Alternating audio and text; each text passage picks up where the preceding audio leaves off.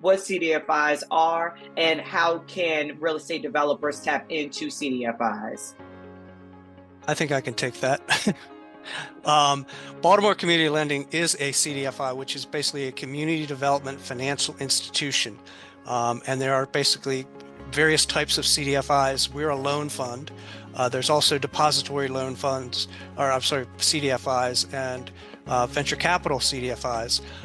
But basically we are certified by the Department of Treasury, and essentially most CDFIs are nonprofits, but there are also some for-profits. But basically, it's a financial institution that is focused on, community development. So basically, each of those will be looking for some type of community benefit coming out of the lending and the sources that they're doing, and when they underwrite your loan, they are going to look at it much like how any lender will look at your loan, but they're also going to look for a community development piece to it, and that you're doing a project that is consistent with what the community needs and what the community is looking for. So commercial banks are similar to CDFIs as far as how they lend, without the community development kind of lens, but both of those lenders are going to look at your development team, and they're going to look at your project and scope. They're going to look at the value of that. Basically that's where they talk about loan to value, and most banks and CDFIs will lend up to around 70 to 80% of the anticipated value of your project. And essentially, if it's a rental property project that you're doing, they're going to want to look at the market and what the net operating income generation is, as far as and how that could be used to pay the debt. And they're going to look for what they call a debt service coverage ratio, whereas the net operating income, or NOI dollars, would need to be, typically it's 1.2 or 1.3.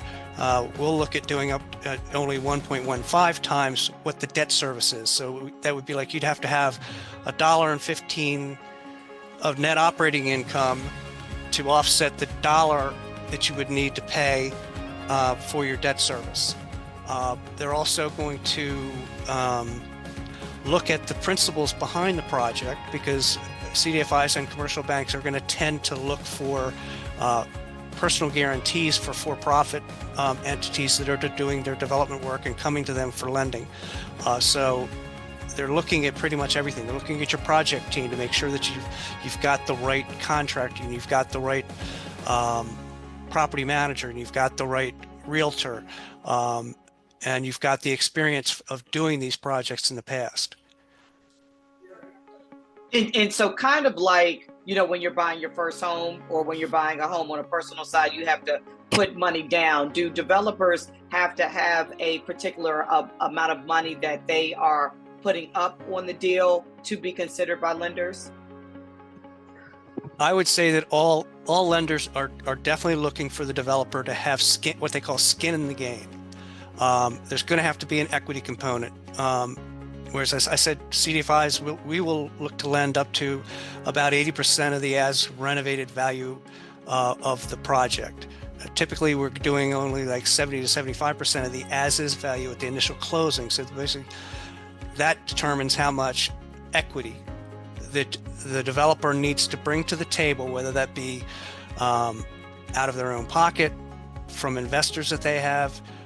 Perhaps there could be some grants or other resources that maybe Brian can speak to, that would become equity in the project. Because basically it's all the dollars that are in excess of the of what the lender will lend you.